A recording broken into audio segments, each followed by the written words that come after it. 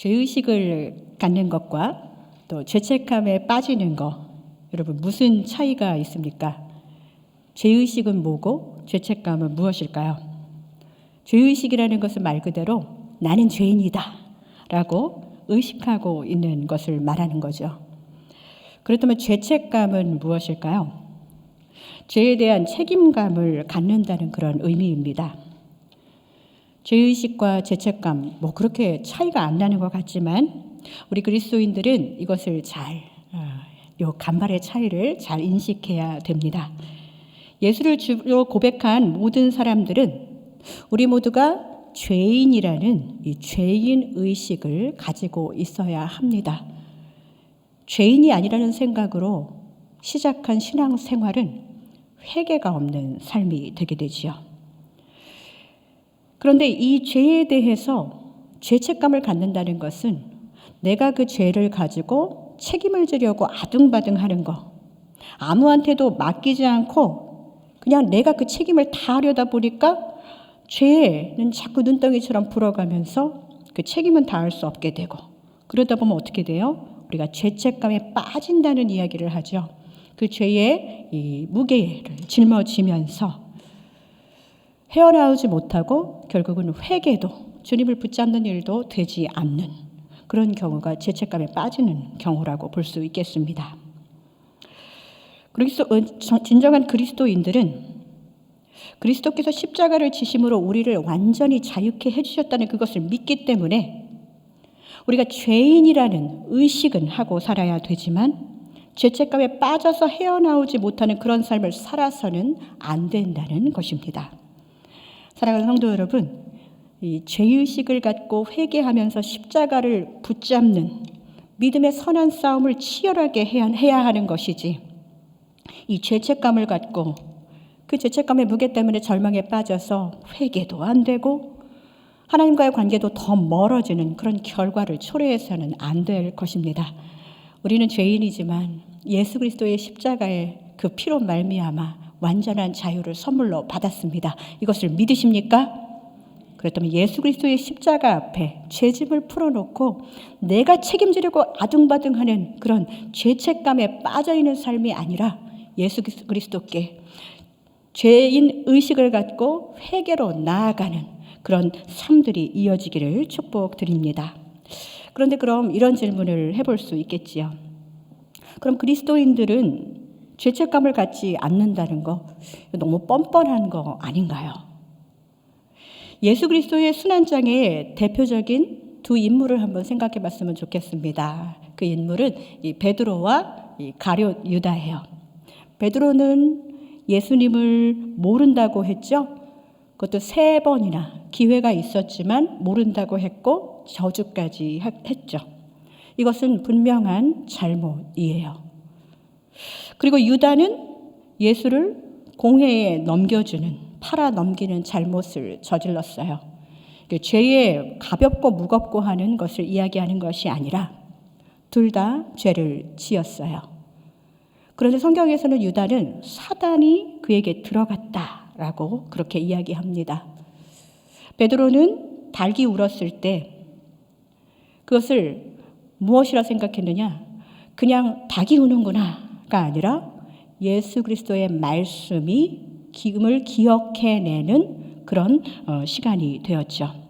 자신이 저지른 잘못에 대해서 그냥 내가 잘못했거나 어떡하지 3번이나 그랬는데 하면서 죄책감에 빠진 것이 아니라 그 닭소리를 듣고 예수의 말씀을 기억하고 내 죄인됨을 다시 한번 바라보고 회개로 나아갔습니다. 그리고 끝까지 그의 삶이 다하도록 예수 그리스도를 붙잡는 삶을 살았다는 거예요. 그런데 유다는 어땠나요? 가룟 유다는 예수 그리스도의 말씀, 그가 3년간 쫓아다니면서 예수님이 뭐라고 했던 그 말씀이 하나도 기억나지 않았어요. 어떻게 하지? 내가 이렇게 했는데 괴로워하면서 그냥 내가 없어져 버리면 되겠구나 하면서 불행한 결말을 맺게 되지요.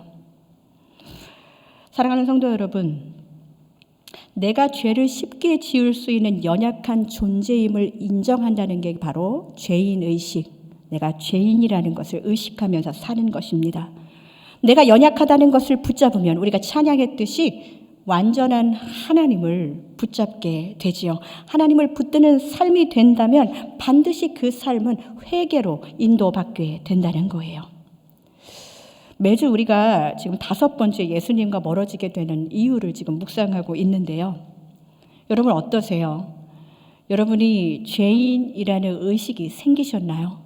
그 죄의식을 갖고 회개로 나아가고 있습니까? 아니면 점점 거듭되는 죄의 목록을 보면서 나는 이것도 되고 저것도 되고 다 해당되니까 하면서 이걸 어떻게 해야 하지? 하면서 회피해야 되나? 가룟 유다처럼 차라리 내가 사라져버리면 되는 건가? 하면서 십자가 앞에 나아가서 죄짐을 벗어버리지 않고 그냥 내가 그 죄의 책임을 다 지고 무겁게 살아가고 계시는 것은 아니신가요? 우리가 왜 이 작업을 하고 있는지 여러분 기억하셔야 됩니다. 우리가 십자가 앞에 나아가서 죄짐을 벗어버리면 주님이 나의 죄짐을 담당해 주신다는 이 진리를 사탄은 자꾸 우리에게 유다에게 그랬던 것처럼 연약한 심령 안에 들어가서 아니야 회개해봤자 너는 늦었어. 너는 회개해도 또 그렇게 마찬가지가 될 거야 하고 우리의 회개의 기회조차도 막아버리게 된다는 것이죠. 우리는 언제나 죄는 사탄과 연결되어 있고 우리는 그렇게 사탄의 꾀임과 계계에 넘어가기 쉬운 연약한 존재라는 것을 태초부터 그런 인간이었음을 인정해야 하는 것, 바로 이 죄인 의식이 진정한 회개로 나아가게 되는 것입니다. 사랑하는 성도 여러분, 지금 우리가 함께 예수님과 멀어지게 된 이유를 나누는 이 여정이 여러분들에게 죄의식을 갖고 그냥 찝찝하게 살아라가 아니라 그 죄의식, 나는 연약하다, 그러니까 주께로 가까이 나아간다 하는 그런 주님 앞에 더 가까이 나아가는 기회가 되시기를 간절히 소망합니다. 더 무거운 죄책감의 굴레 속에서 혼자 앓지 않으셨으면 좋겠어요. 내가 가졌던 모든 잘못들을 십자가 앞에 나아가서 죄짐을 풀어놓는 그런 은혜가 여러분에게 있기를 간절히 소망합니다. 특별히 공동체의 믿음으로 죄 사함을 받은 이 중풍병자의 이야기는 건강한 믿음의 공동체가 하나님의 용서의 전달자로서의 역할을 수행할 수 있다는 메시지를 우리에게 전달해 주기 때문에 오늘 이 말씀을 여러분들과 함께 묵상해 보았습니다. 우리 공동체는 어떻습니까? 우리 예배 공동체, 그리고 여러분들 각자 조원들 그 조가 있잖아요. 나눔방이. 그 안에서 정말 중풍병자 그 친구들의 믿음처럼 누구 한 사람을 위해서 진심으로 기도하고 그가 하나님과 더욱더 가까워지는 그런 도구로 지금 우리 공동체는 사용되고 있습니까? 이제는 좀 점검해 봐야 됩니다. 신체적으로 옴짝달싹하지 못하는 이 중풍병자, 여러분 아파 보셨으면 아시죠? 과연 그냥 감기만 알아도 우리 코로나 동안 격리하셨던 분들 이 작은 그런 질병에도 신체만 운신을 못하는 것이 아니라 정서적으로도 영적으로도 더 피폐해지고 무기력해지는 우리의 모습을 보았을 것입니다. 중풍병자도 그랬을 거예요.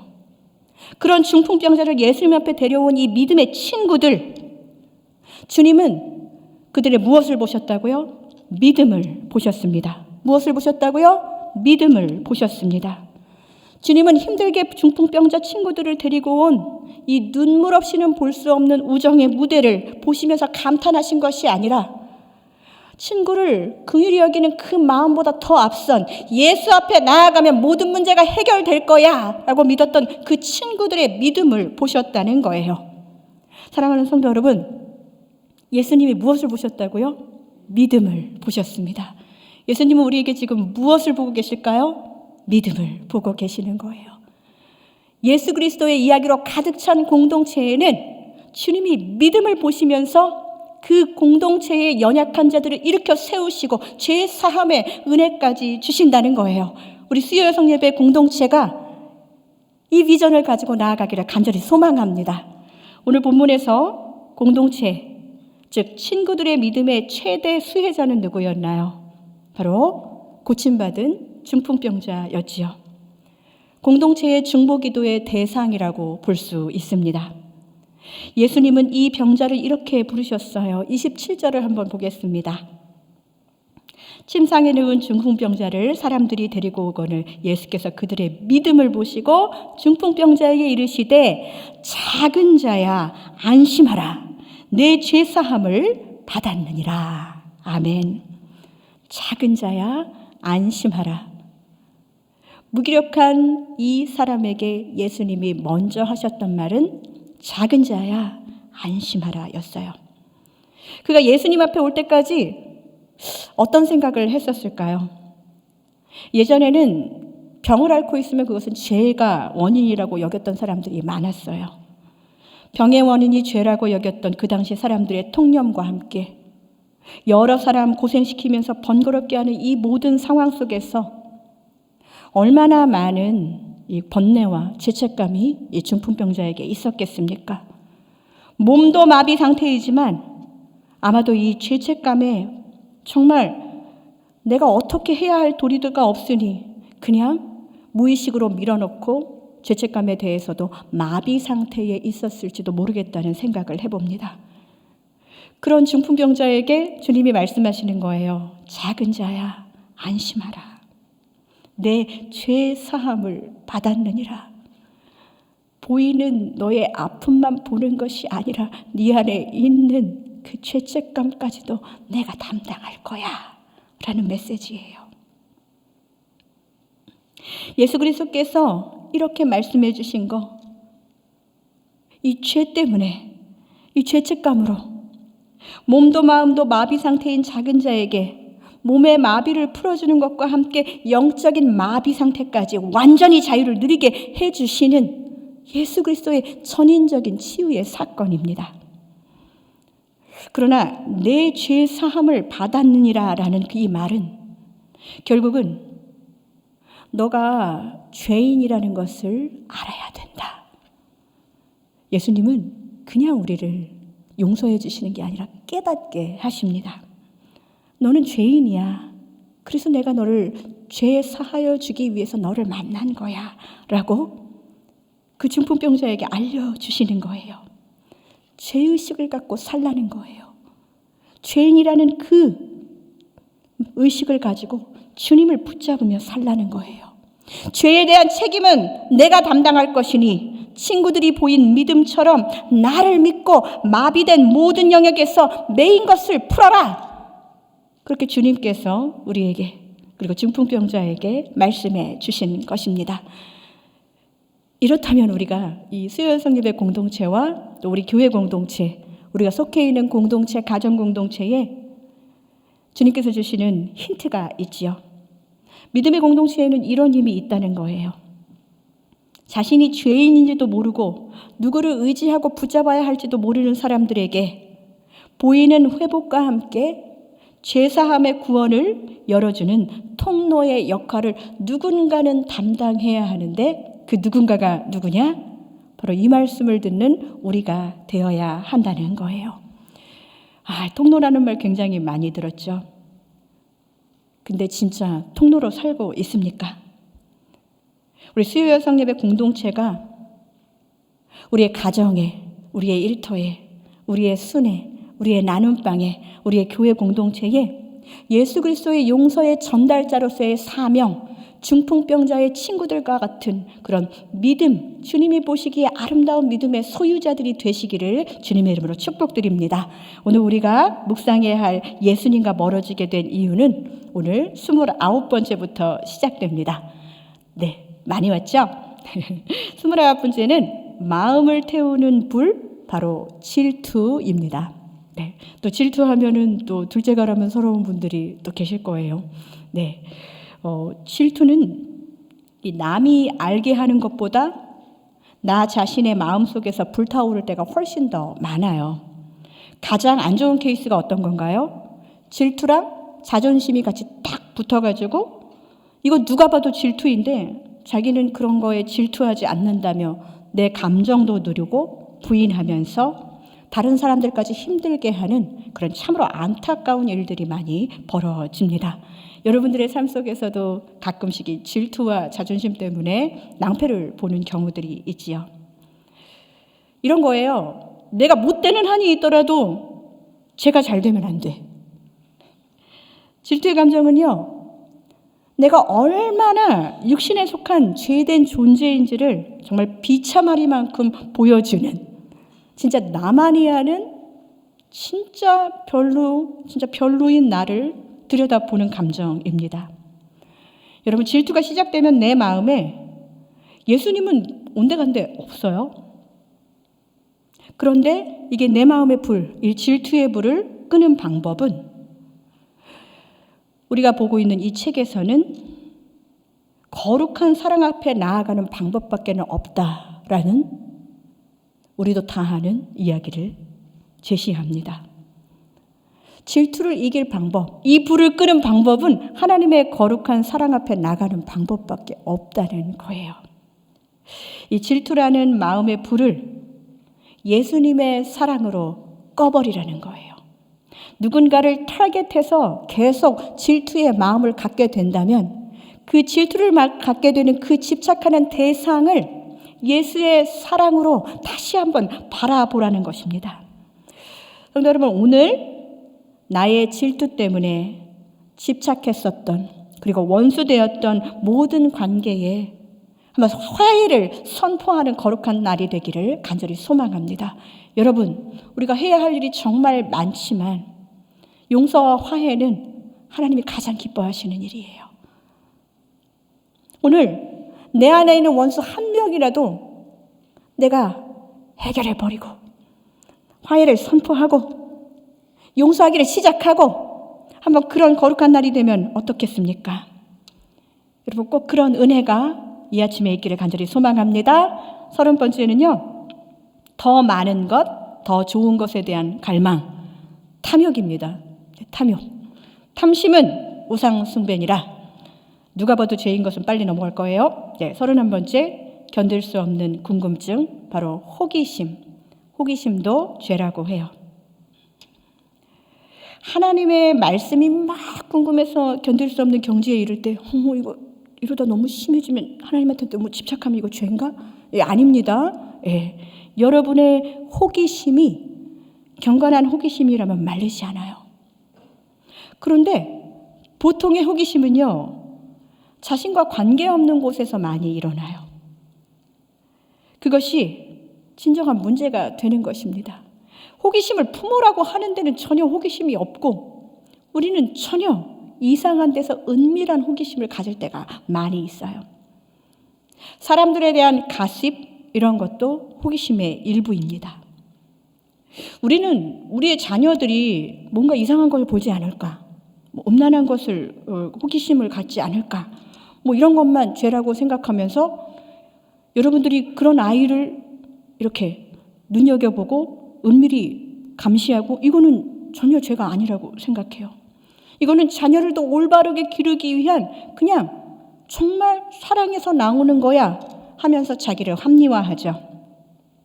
결국은 근데 그것도 자녀를 신뢰하지 못하고 또 자녀를 계속적으로 의심하는 그런 마음에서 생기는 거예요. 한번 생각해 봅시다. 요즘 자녀의 일기 쓰는 애들 별로 없죠. 텍스트나 메시지, 이메일 같은 거, 이런 거 들여다보시면서 요즘 애가 무슨 생각을 하고 있냐, 이런 호기심을 갖고, 이것이 당연한 부모의 권리라고 생각하시지요. 그런데 여러분, 진짜 이것이 당연한 권리일까요? 그럼 왜 대놓고 하지 못하세요? 그런데 바실레아 슈링크가 어떤 것에 호기심이 생길 때 이렇게 한번 해보라는 거예요. 왜 그것이 알고 싶습니까? 이렇게 물어보라는 거예요. 이게 그랬대요? 아니, 걔가 그랬대? 하면서 호기심이 막 생길 때마다 너 왜 그것을 알고 싶어 해? 하고 나 자신에게 한번 물어보라는 거예요. 대부분은 그냥 알고 내가 아는 거, 전달할 만한 거면 빨리빨리 전달하고, 그런 그냥 가십거리가 굉장히 많아요. 남들을 해하는 거, 그냥 가볍게 험담하는 거, 그게 훨씬 더 많다는 거예요. 근데 이 바실레아 슈링크가 말하는 것은 호기심이요, 10계명의 7계명과 8계명을 어기는 죄라고 이야기합니다. 7계명이 뭐죠? 네, 간음하지 말라. 8계명은요? 도둑질하지 말라예요. 건강하지 못한 호기심이 이런 큰 죄를 범할 수 있는 가능성이 충분히 있다는 것입니다. 너 그거 왜 알고 싶은데? 그거 왜 갖고 싶은데? 라고 물었을 때 그냥 내 욕망에서 내가 그냥 그렇게 하고 싶으니까, 어떤 살인자에게는 왜 죽였는데? 그렇게 하고 싶으니까, 이게 이유가 되는 터무니없는 세상이 되어가는 거예요. 여러분, 다시 여러분들의 마음속에 한번 질문해 보세요. 누군가가 나에게 알려주지 않아서, 내가 갖고 있는 호기심을 채워주지 않아서 관계도 틀어지신 분들도 계실 거예요. 그리고 나를 믿지 않는 거야? 라면서 서운하신 분들도 계실 거예요. 그럴 때 우리 자신이 한번 물어보세요. 나 그거 왜 알고 싶어 했는데? 나 그거 왜 보고 싶어 했는데? 나는 왜 봐도 괜찮은데? 라고 물어보시라는 거예요. 여러분들이 그것에 대답하실 수 있다면, 그것이 부끄러운 대답이라면 은밀히 진행되는 모든 호기심의 근원을 잘라버리세요. 여러분들 안에 있는 거룩한 호기심, 아까 말씀에 대한 탐구, 사람들에게 내가 어떻게 저 사람의 영혼을 위해서 기도할 수 있을까 하는 기도 제목에 궁금한 호기심, 그런 하나님의 마음으로 나의 죄된 호기심의 근원을 잘라버리는 일들이 여러분의 삶에서 일어나기를 소망합니다. 32번째입니다. 32번째는 받을 권리만 주장하는 추함, 바로 감사하지 않음이에요. 받은 권리만 주장하는 그것이 추하다고 얘기하고 있고, 그것을 다시 말해서 감사하지 않는 마음이라고 그렇게 이야기합니다. 여러분, 이런 얘기 많이 듣잖아요. 팬데믹 동안에 우리가 팬데믹을 겪으면서 당연한 것이 아니라 은혜였다, 이렇게 고백을 하죠. 그런 찬양도 나오고, 또 우리는 그 찬양을 들으면서 나 정말 그렇게 살았구나 라고 그렇게 생각하기도 합니다. 그런데 지금 상황이 조금씩 나아지고 또 이전의 삶으로 돌아가려고 하니까, 불과 2년 전에 온라인 예배가 처음 시작되었을 때는 우리는 조금 이따 다시 만날 거야, 그나마 이렇게라도 주님을 예배할 수 있어서 참 감사했어 라고 생각했던 그 첫 마음이 지금 많이 변했음을 알 수 있어요. 오늘 이렇게 함께 수요일 성예배 공동체가 같이 예배하는 거, 우리 그동안에는 제대로 잘하지 못했었던 일이잖아요. 팬데믹 기간 동안에. 신앙 공동체가 함께 예배하지 못한다는 그 안타까움은 어느덧 혼자서 더 집중해서 예배 드리니까 예배당에 나갈 필요는 있나라는 그런 질문을 우리에게 합니다. 불편하지 않고 오히려 더 하나님께 집중하니까 좋은 것 같아 라는 말로 지금의 삶에 대해서 그냥 원래 당연히 주어졌던 것처럼 익숙해져 버렸어요. 다시 당연했던 것들은 그냥 내가 원래 했어야 하는 건데 내가 그동안은 진짜 편안하게 못 살았던 것 같아. 당연했던 것들은 그냥 감사가 아니라, 은혜가 아니라 그냥 내가 원래 누려야 했던 것을 진짜 이렇게 제대로 누리는 당연한 권리였겠다는 그런 자기의가 다시 발동하는 우리의 모습을 볼 수 있습니다. 자기의는 감사가 없는 삶으로 우리를 인도해요. 성도 여러분, 성경에서 이 셀프 쿼런틴을 했던 사람들이 있죠. 평범한 삶에서 쫓겨나서 불행한 자가 격리를 해야 했던 그런 사람들이 누가 있었나요? 바로 요즘은 한센병이라고 하는 이 나병 환자들이에요. 이 10명의 나병 환자들에게 주신 회복의 결과가 무엇이었습니까? 누가복음 17장 17절에서 18절까지의 말씀은 그 결과를 이렇게 보고하고 있습니다. 함께 읽겠습니다. 예수께서 대답하여 이르시되 10사람이 다 깨끗함을 받지 아니하였으니 그 9이 어디 있느냐? 이 이방인 외에는 하나님께 영광을 돌리러 돌아온 자가 없느냐 하시고, 이게 예수님이 물으시는 질문이에요. 당연한 것을 은혜로 여겼던 그 사람들 다 어디 갔느냐 질문하시는 거예요. 은혜를 당연하게 여기면 감사가 없는 삶이 되는 것이지요. 원래 내가 누려야 했던 권리라고 주장하면 내 삶에 임했던 주님의 손길은 온데간데 느껴지지 않습니다. 감사가 없는 자리에는 그럼 뭐가 남게 될까요? 진작부터 이렇게 할 걸 하면서 억울함의 감정으로 더 충만해지는 거예요. 내가 좀 더 누렸어야 하는데, 내가 더 많이 가졌어야 했는데, 내가 지금 가진 이 결과는 내가 노력해서 일군 당연한 결과라고, 다른 사람보다 못 받은 것만 하나님은 왜 나를 도와주지 않느냐고 하는 감사 없는 삶으로, 지옥의 삶으로 결국 우리는 믿음의 선한 싸움에서 패배하고 마는 것입니다. 우리가 이 삶을 많이 반복하고 있어요. 디모데후서 3장 1절에서 2절은 우리에게 그래서 이렇게 경고합니다. 이것은 경고니까 우리가 같이 한번 두려운 마음으로 읽었으면 좋겠습니다. 시작. 너는 이것을 알라. 말세에 고통하는 때가 이르러 사람들이 자기를 사랑하며 돈을 사랑하며 자랑하며 교만하며 비방하며 부모를 거역하며 감사하지 아니하며 거룩하지 아니하며. 감사하지 않는 삶이 여기 들어가 있죠. 감사가 없는 삶은 말세에 적그리스도에게서 나타나는 현상이라는 거예요. 나는 예수 그리스도를 사랑하는데 감사가 없다.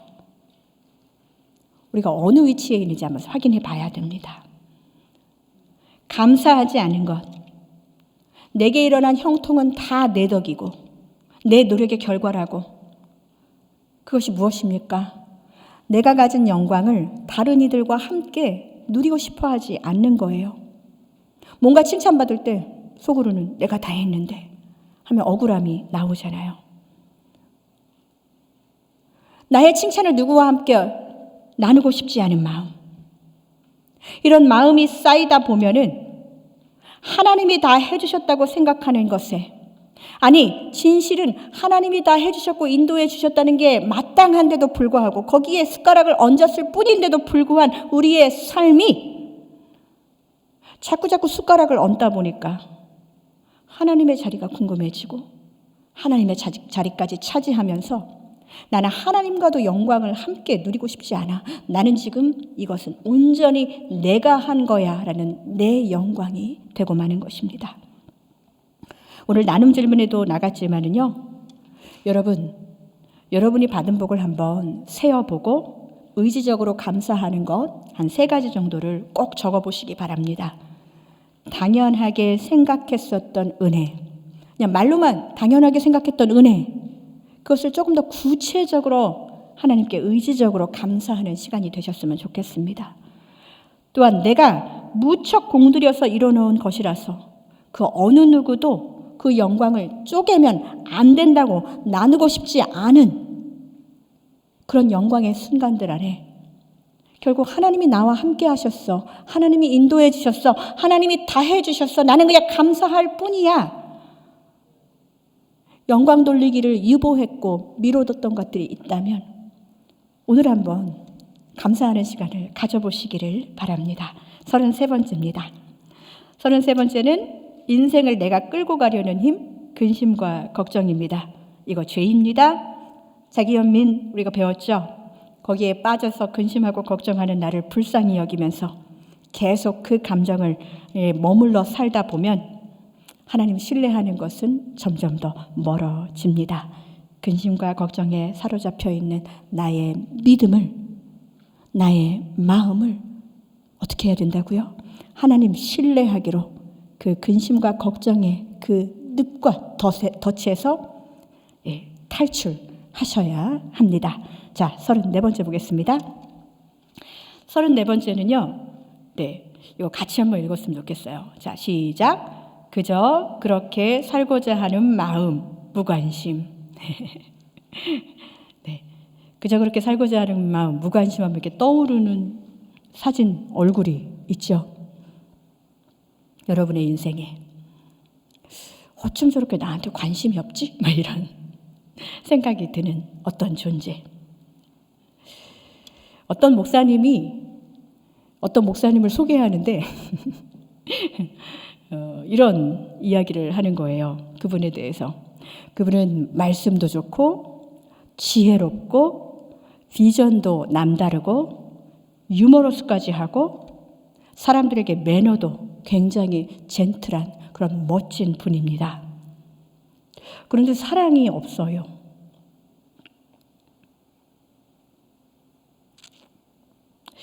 여러분,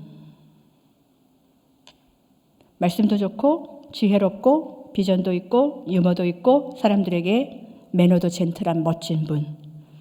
그런데 사랑이 없다면 진정한 하나님 나라의 일을 감당할 수 있을까요?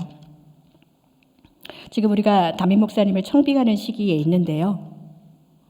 우리는 한번 생각해 보아야 할 문제라고 생각합니다. 얼마 전에 제 친구가 아주 절친이 이런 말을 했어요. 우리 교회 안 다니는데 세나 목사, 너 나를 위해서 기도해? 나는 내가 다니는 교회 목사님이 나를 위해 기도한다는 확신이 잘 안 들어. 어떻게 목사인 친구한테 그런 말을 할 수가 있을까요? 사탄은 이 사랑을 의심하게 합니다.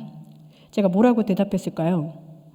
나는 너 우리 교회에다 헌금 한 번도 안 했으면서 자꾸 나한테 그런 거 자꾸 시키면 어떡해? 이렇게 얘기하려다가 그럼 기도하지. 네. 아담과 하와에게 왜 그런 일이 일어났을까요? 사탄은 하나님의 사랑을 의심하게 했어요. 하나님의 사랑을 의심하게 만든 존재가 사탄이라는 것을 안다면 우리 안에 있는 무관심의 마음들도 어디에서부터 왔는지를 한번 생각해 본다면 바로 사탄의 마음입니다. 좋지도 나쁘지도 않고 차지도 덥지도 않고 살았다는 이름을 가졌으나 죽은 자 같고 신앙 공동체 안에서의 이 무관심은 공동체를 차지도 덥지도 않게 살았는지 죽었는지도 모르는 이상한 공동체로 이끈다는 거예요. 우리 공동체의 모습을 한번 돌아봅시다. 우리는 찬가요? 우리는 덥나요? 적당히 미지근한가요? 우리는 살아있나요? 우리는 죽었나요? 적당한가요? 무관심이라는 그 자체가 얼마나 함께하는 공동체 안에서 서로를 비참하게 하는지 몰라요. 관심이 없다는 것은 자비가 없다는 거고 자비가 없다는 것은 사랑이 없다는 말이죠. 그런데 서로 무관심하다가 갑자기 관심을 갖고 막 뜨거워질 때가 언제예요? 무언가 큰 일이 닥쳤을 때예요. 우리가 진짜 막 공동체에 어려운 일이 생기면 다 같이 막 대동단결하잖아요. 평소에 좀 그런 관심을 보였으면 좋겠는데. 근데 우리가 그렇게 쉽지 않아요. 일상에서 누군가를 관심 갖고 바라보고 기도하는 거 쉽지 않아요. 그런데 여러분, 바슐라 슈링크가 우리들에게 이런 이야기를 했어요. 하나님의 징계로 나타나기 전에 관심을 가지라는 거예요. 서로에게 무관심하다가 관심을 갖게 되는 때가 무언가 큰 일이 터진 때라고 한다면 그것이 하나님의 징계로 나타나지 않도록 오늘 지금 이 자리에서 공동체의 형제자매를 위한 따뜻한 사랑을 회복하는 공동체가 되도록 우리가 그 일을 진작에 하고 기도하고 관심 갖고 섬기고 나누고 그저 그렇게 살고자 했던 내 마음의 무관심에 성령의 불을 지펴야 하는데 우린 자꾸 질투의 불을 마음에 지피고 있어요. 하나님의 징계를 받아야 끝날 무관심이 되지 않도록 우리는 서로를 돌아보고 우리 안에 지금 나만을 바라보던 그 모든 시선에서 주님을 바라보고 형제의 자매들을 바라봐야 됩니다. 우리 지금 공동체의 형제 자매들 돌아봐야 됩니다. 꼭 징계받고 꼭 무슨 일이 터져야 바라보는 것이 아니라 우리의 일상을 함께 나누고 평화할 때나 전쟁할 때나 함께 기도하고 함께 격려하는 그런 따뜻한 공동체가 되기를 간절히 소망합니다. 35번째 마지막입니다. 영적 게으름이에요. 근데 이 영적 게으름을 마슐레 슈링크가 이런 말을 해요. 무의식 속으로 밀어 넣는다. 하나님이 말씀의 빛에 우리를 노출시키고 회개의 기회를 주셨는데 회개할 게 너무 많은 거예요. 그리고 이제 막 귀찮은 거예요. 귀찮아. 내년 사순절 또 오겠지. 이 찝찝한 죄책감은 있지만 그렇다고 뭐 큰일 있겠어? 하면서 금방 잊어버리고 그냥 또 그때 그랬던 것처럼 내 무의식 저장 창고에다가 다 밀어버린 상태로 그냥 매일매일 그냥 그렇게 살고 있는 우리들. 근데 여러분들에게 질문합니다. 오늘 이 자리에 오신 분들 중에 내년 사순절에 이 자리에 있으리라고 100% 자신하시는 분들 계십니까? 오늘 이 회개의 자리, 이 예배의 자리는 하나님이 우리에게 특별하게 주신 예배의 자리고 이 시간은 다시 돌아오지 않아요.